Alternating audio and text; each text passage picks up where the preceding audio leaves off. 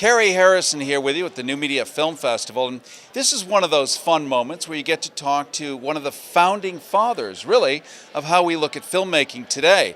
And I'm talking, of course, about Roger Corman, who's standing right next to me. And the odd thing is, I know you. You've really never met me, but I know you because I grew up with every one of your films. This is what I know, good storytelling. In fact, you personally are one of the reasons I know about Edgar Allan Poe the way I know. This is huge, right? It was one thing to study it in 8th grade. It's another thing to watch your movies with Vincent Price, etc., and really understand what a creepy guy that guy was, but what good, clean fun.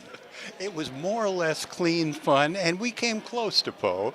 Well, you really did, but you also gave us this sense of horror where we knew we weren't going to die at the end necessarily. It was more of a psychological concept there. We were trying to sort of tease the audience along without showing that much overt blood.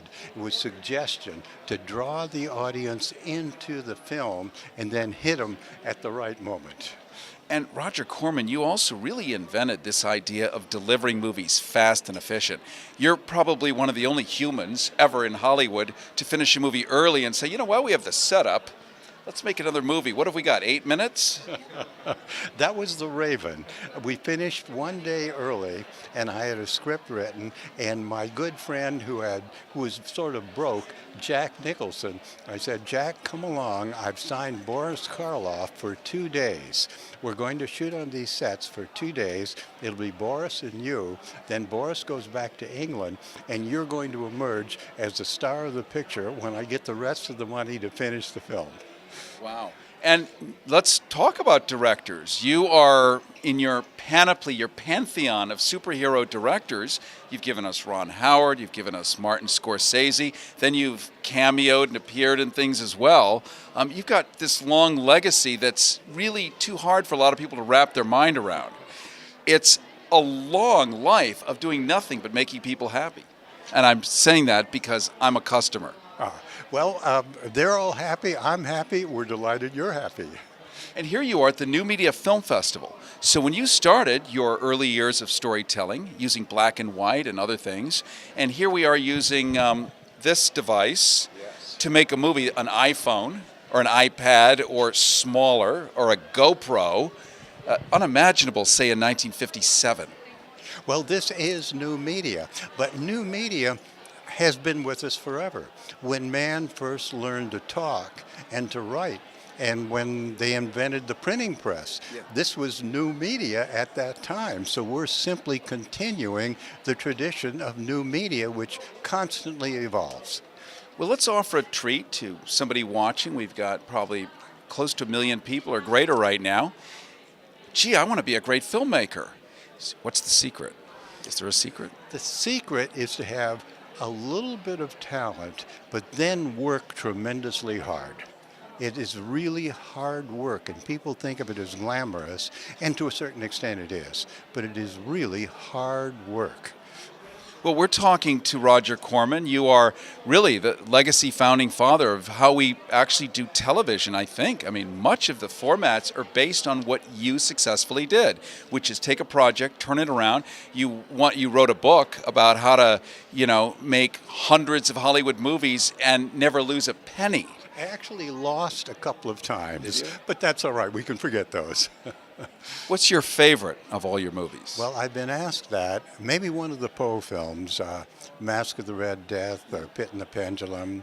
I did a film called The Man with X-Ray Eyes, or maybe The Intruder, which was about racial integration in the South, which was totally different from the other films I've done. I'll bet. And what a great way for you to work in things that are important to you, too.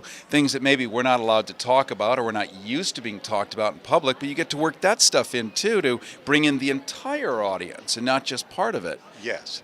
I try to work on 2 levels. One is a level of an entertainment film.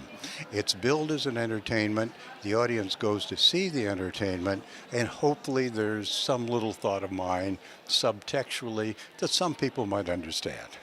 How did you come up with this idea of basically taking Henry Ford meets Cecil B. DeMille and cranking out so many films. I mean, if we go on IMDb or Wikipedia, it's going to take 4 or 5 hours, and you're going to run through 10 mouse batteries to finish your filmography. Who can do that stuff? I know you can't really answer that, but... Well, one, I love the process of making films. I hope to never stop. Well, I'm not going to say how old, but you've been on this planet a little bit, right? I'm 88. 88. Yeah. So do we have another film in store? Weirdly enough, I'm now making a couple of these films for the Sci-Fi Channel with these insane monsters. I think, what is it? It's Saturday night, August 2nd. Sharktopus versus Terracuda will play on the Sci-Fi Channel. These are so popular.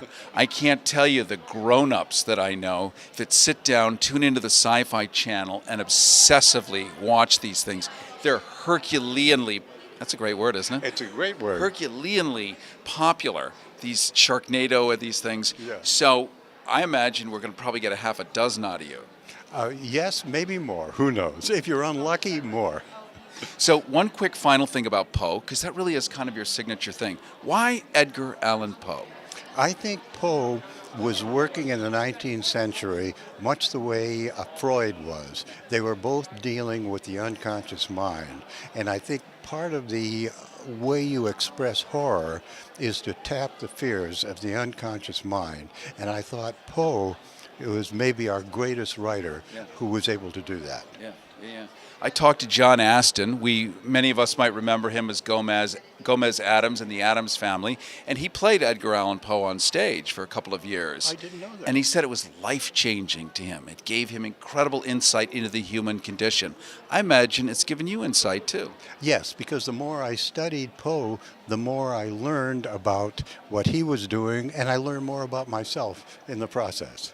Well, this is why we're here at the New Media Film Festival with Roger Corman. We got a chance to go beyond his hair and nails and who he's wearing tonight to find out that there is a vibrant, amazing human being, a creative artist in here who at 88 years old is going to be cranking out more films for us on the Sci-Fi Channel, a never-ending treat. I'm so glad you joined us tonight, and we're so glad we get to honor you. And thank you for coming out. Very good. I'm happy to be here. All right, my friend.